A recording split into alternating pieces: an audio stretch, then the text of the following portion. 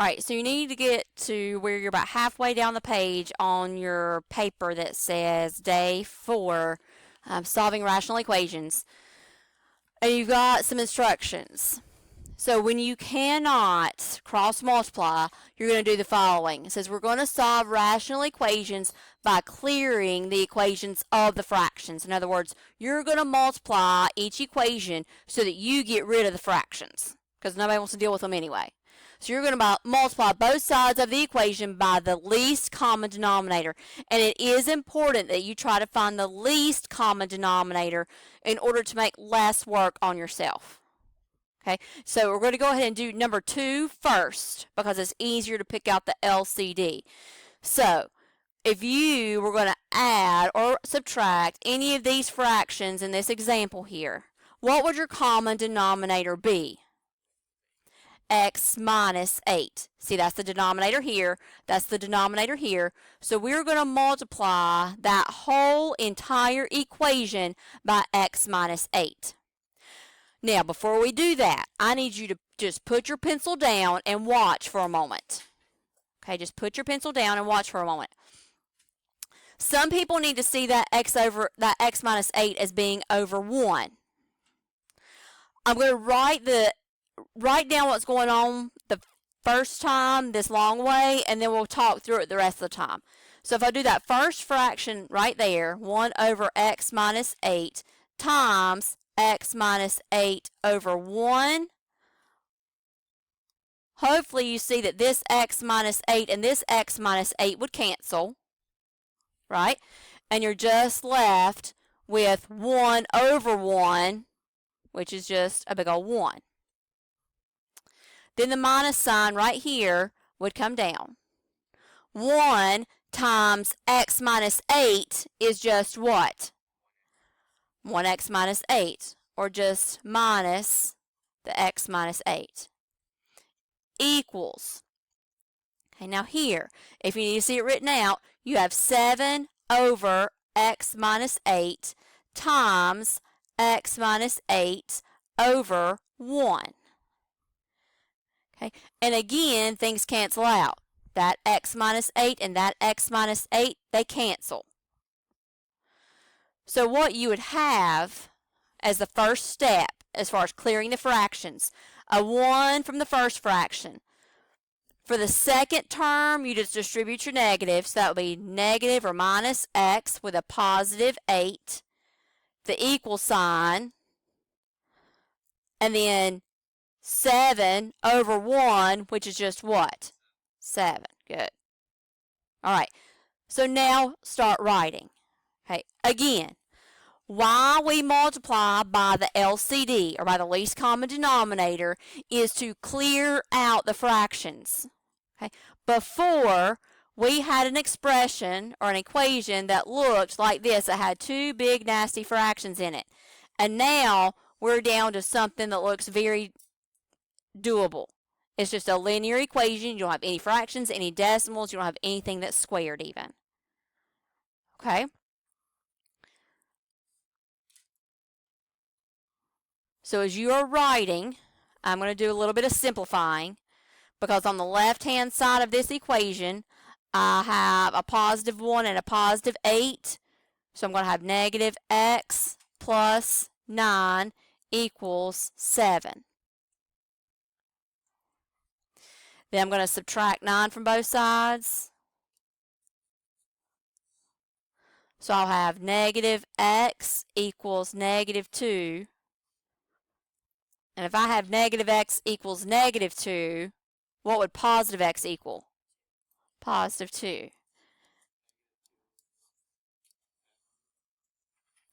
Well, actually, if I go back up, what's the only number that would be a bad value? 8. 8 would be the only number that I could not plug in to either one of these denominators. Since this answer, this solution, is not an 8, I'm good to go. Okay, 2 is my final answer. I can plug it in and check, make sure that it works. Okay. Okay, so the next one we're going to look at is number 3. We'll go back and pick up number 1 in just a few minutes. Okay, but we're going to go ahead and look at number 3. Now, when you look at number 3, you've got 1 plus a big ugly fraction equals another ugly fraction. If you were going to add those fractions together, what would your common denominator be? 3x. So I'm going to multiply that whole entire equation by 3x. And this time we're going to make it a lot cleaner than it was before. Okay? So 1 times 3x is what? 3x. Plus sign comes down. Now, if you need to see that 3x over 1, draw it in. But what we're going to do now, we're going to multiply this term by 3x over 1. When we do that, what happens to those 3x's? The one on the top cancels out the one on the bottom. Okay? So this 3x here, since it's on the bottom, would cancel out this 3x there. And what would I be left with? Right, just the stuff on top. That x squared minus 5x minus 24. So I'm going to bring that down. X squared minus 5x minus 24 equals. Now on the right hand side of the equation, okay, we still have that, or we've got that x minus 6 over 3x. Okay, so when I compare this term to what I've got out there, again, the 3x's cancel. The 3x on the top cancels out the 3x on the bottom. So what do I have left on the right-hand side of the equation? X minus 6. Again, because that 3x on the top and that 3x on the bottom canceled each other out. So I went from an equation with two ugly fractions to an equation with no fractions. Now I just have to deal with it. Okay? So I'm going to combine like terms on the left-hand side. So I've got x squared minus 2x minus 24. The right-hand side is just x minus 6. Now it's a quadratic equation. I've got an x squared in it. So I need to get all of my terms to the left-hand side of the equation so that I know what the best way to continue to solve it is. So I've got, bless you, I've got an x that's positive, so I'm going to subtract it to the other side to get rid of it. I've got a 6 that's negative, so I'm going to add it to the other side to get rid of it. So that means I've got x squared minus 3x minus 18 equals, and my x is cancel and my 6 is cancel, so I've got a 0. As with the previous examples that we did, when you get to a quadratic, almost always they will factor. So I don't have a GCF, but I do need two sets of parentheses. X will be first in each, and I ask myself, okay, what two numbers will multiply to give me negative 18, but will add to give me negative 3? Negative 6 and positive 3. Okay, so if I take each set of parentheses and set them equal to 0, I'll have two solutions. From the first, what will my solution be? Positive 6, and from the second, it will be negative 3. Okay, and I can plug both of those in. If I plugged in 6 down here, 3 times 6 is 18. It's not 0, so we're okay with it. If I plug in negative 3, 3 times negative 3 is negative 9, so I can plug it in. We're okay with it. So in this case, I just have the two solutions.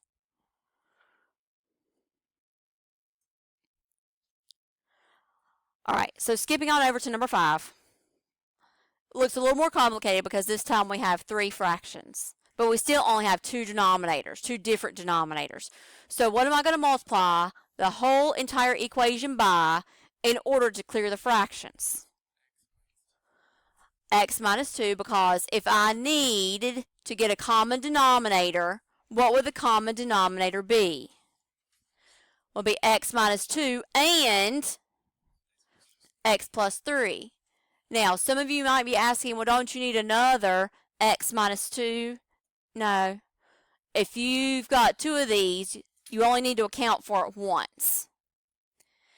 If you account for it again, you're going to have 3 sets of parentheses, and you're going to have one ugly equation involving some cubes. And we probably don't want to do that if we don't have to. If you put this over 1 to help you see what's on top and what's on the bottom, so I multiply the first fraction by what's outside. What cancels out?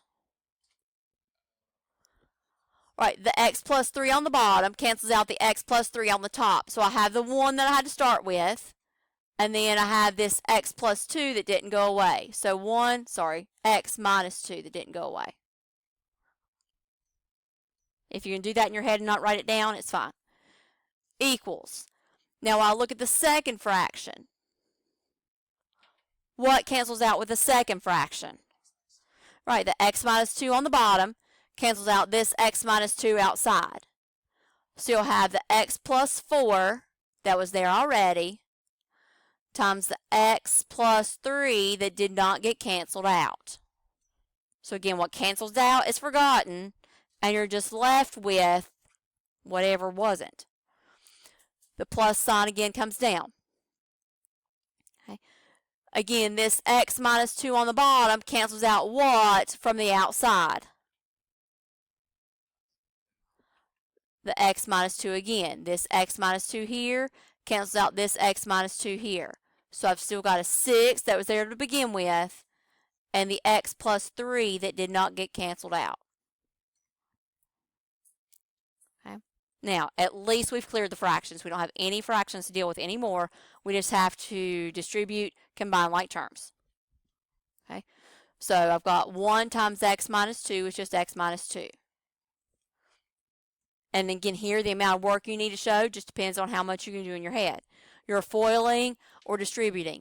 X times x, x times 3, 4 times x, 4 times 3, and then over here, 6 times x and 6 times 3.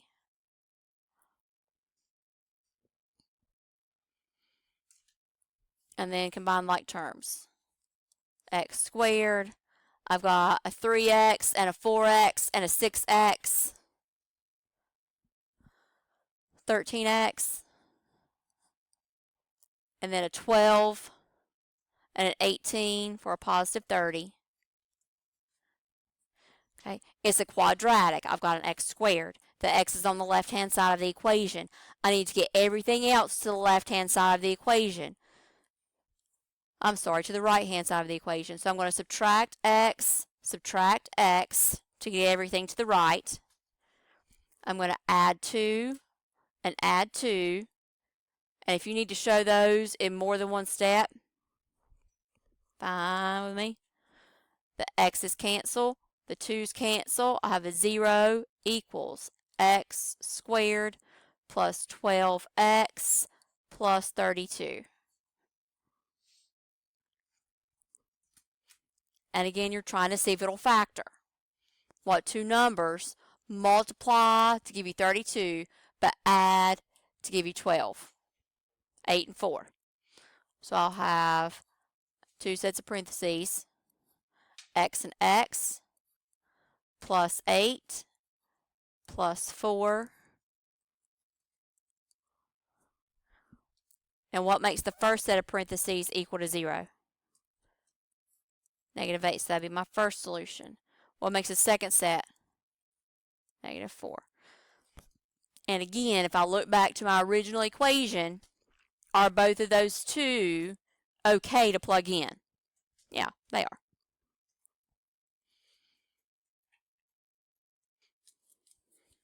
Okay, so the last one we're going to do, we're going back to number 1. We'll save number 4 for another time.